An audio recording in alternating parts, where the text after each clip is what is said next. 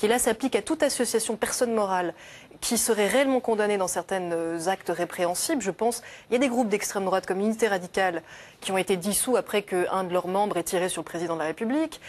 Si le Front National, on avait reconnu par exemple que sa milice, le DPS, Département Protection Sécurité, avait des actes illégaux, on aurait pu faire dissoudre le Front National. Donc ça, c'est un processus différent de la prise de conscience.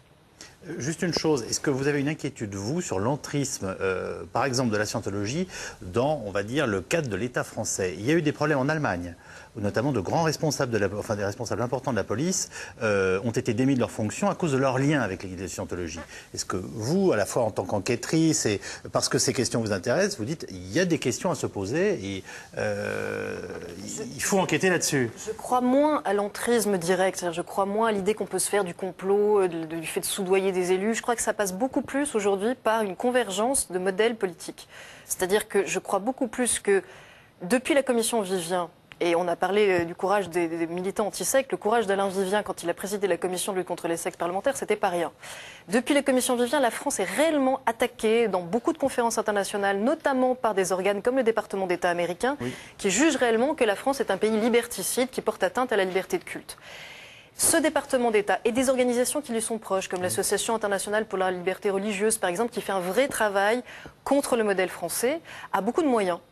Et ils organisent beaucoup de colloques avec beaucoup de chercheurs qui sont invités à partager des moments très agréables et très luxueux avec des représentants des mouvements sectaires. Et là, je pense que ce lobbying-là, par contre, il a porté ses fruits sur une certaine vision de la laïcité en France, auprès de nos élites politiques et, encore une fois, j'insiste, auprès de certains de nos chercheurs. Alors, je vous pose la question, puisque tout à l'heure, on se comparait aux Américains et on le refera forcément dans cette émission. Est-ce que vous pensez qu'en France, vis-à-vis de la scientologie, on est laxiste par rapport, par exemple, à l'Allemagne ?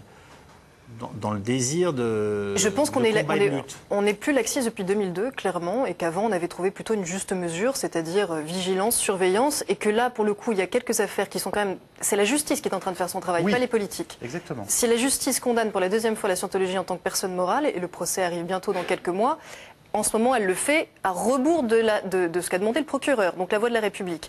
Mais si elle arrive au bout, effectivement, c'est elle qui aura fait preuve d'une vraie vigilance. Jean-François Colossimo. Oui, enfin, je crois vous trouvez qu'on en fait beaucoup avec la scientologie, vous ? Non, il faut être un peu sérieux sur la définition de la laïcité. La laïcité, en France, elle concerne les cultes. Parce que les cultes, c'est la manifestation visible. L'État n'est pas expert en théologie, l'État n'est pas expert en religion, l'État n'est pas expert dans ce qui se passe dans le cerveau des gens, donc il ne peut pas juger s'il vaut mieux croire en Moïse qu'en Jésus-Christ ou en Mahomet. Il n'a pas à trancher là-dessus. Il voit les phénomènes religieux du point de vue de leur manifestation visible, c'est-à-dire le culte. C'est pour ça d'ailleurs que dans les fondements même de la laïcité, il n'est pas question de religion, il est question de culte, parce que c'est public. Donc, à partir de là, il faut bien se rendre compte qu'avec la scientologie, on est quand même dans un cas, Mademoiselle Forest, extrême, n'est-ce pas, qui est que la scientologie, elle n'existe que pour elle-même. Moi, je ne comparerai pas en tant qu'observateur du fait religieux, enfin, je ne ferai pas de confusion complète entre les témoins de Jéhovah et la scientologie, parce que clairement, les témoins de Jéhovah ont un ensemble de croyances, dont on pensera ce qu'on veut d'ailleurs. Moi, je peux en penser le plus grand mal, c'est mon cas. Mais ils ont un système de croyances qui suppose une forme de révélation, de verticalité. La scientologie, elle n'existe que pour elle-même. La scientologie, elle existe comme une entreprise depuis le départ, n'est-ce pas? Et c'est une entreprise qui a pour fonction, vraiment, simplement, le recrutement et le fait de la circulation des espèces, je dirais, c'est-à-dire du fait de rassembler, collectiviser ses membres, de leur pomper leur argent et effectivement aussi d'influencer. La scientologie a des tas de faunées, lutte contre la drogue, lutte contre ceci, lutte contre cela, n'est-ce pas? Donc on est face à une entreprise qui ne fonctionne que pour elle-même. C'est une corporation qui vise sa propre hégémonie. Donc là, vous êtes en train de nous dire que c'est c'est des entreprises aussi. Bon, oui, ça, mais pas le sans problème. idéologie propre. Tandis que généralement, les autres sectes vont développer une représentation symbolique du monde. Il n'y en a quasiment pas dans la scientologie. On est au niveau zéro du mouvement sectaire. Je dirais un peu, je vais faire hurler Mademoiselle Forest, un peu comme dans certains mouvements trotskistes qui ont aussi des...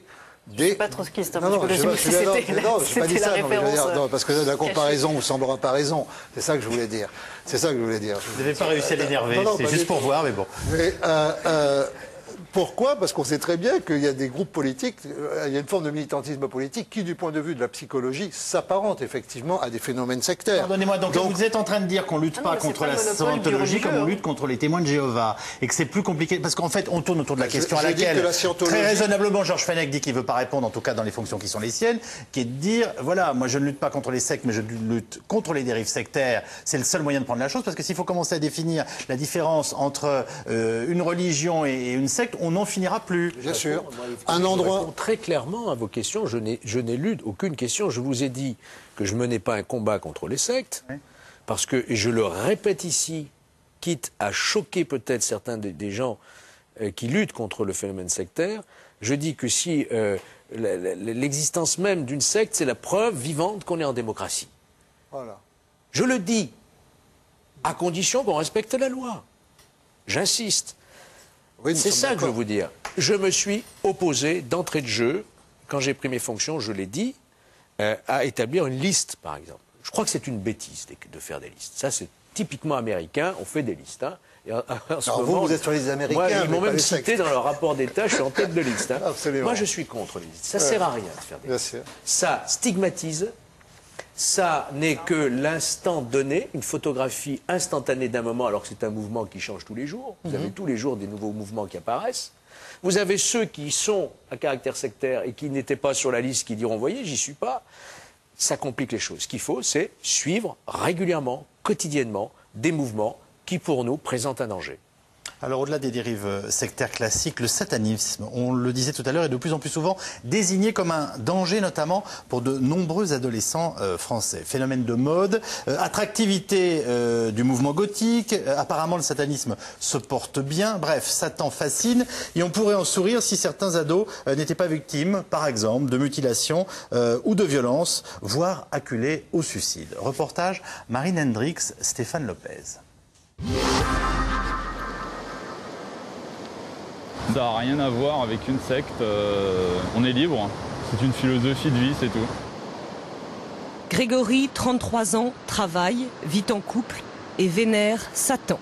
Une culture de la liberté individuelle fondée sur les préceptes de la Bible satanique, ouvrage de référence écrit en 1969. En développant toutes les caractéristiques charnelles de soi-même, c'est-à-dire en vénérant la vie, en prenant du bon temps, en se cultivant aussi, ça veut dire lire beaucoup, s'instruire, connaître pas mal de choses dans différents domaines.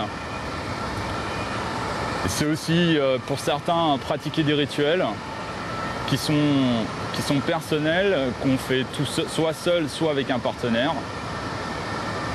Donc c'est rarement, les rituels de groupe n'existent que dans les organisations et c'est plutôt pour festoyer en quelque sorte. Et c'est très rare qu'il y ait des rituels de groupe en fait. Pas de sacrifice, pas de magie noire, juste un pentacle autour du cou. Une étoile renversée représentant une tête de bouc, le symbole du diable. Grégory dit appartenir au club très fermé des vrais satanistes. Il ne serait pas plus d'une centaine en France. Disons qu'en France, il y a un amalgame sur le satanisme. Peu de gens savent exactement ce qu'est le satanisme, donc ils mélangent un peu tout dans le satanisme. Et tout ce qui concerne les cimetières profanés, la plupart du temps, c'est des jeunes qui réutilisent une imagerie satanique, mais qui ne sont pas satanistes ou qui sont soit déséquilibrés, soit des néo-nazis. Donc ça n'a pas grand rapport avec nous. Février 2006, en Bretagne, la petite chapelle de Saint-Hugues-du-Hal est détruite. Les auteurs de l'incendie, un jeune couple, signeront leurs actes d'inscription appartenant au langage de Satan. En 2007, près de 100 cas de profanation à caractère satanique ont été recensés. C'est 320% d'augmentation en 3 ans. En laissant donc toute une littérature sataniste, on y retrouve bien à la fois cette haine de la religion chrétienne et évidemment toute la symbolique satanique avec le 666, le symbole de Baphomet et la croix renversée. Cet historien de la mission interministérielle de lutte contre les sectes a décidé de faire de la prévention dans les lycées. Les suicides liés à cette mouvance sont en augmentation, ainsi que les actes d'automutilation.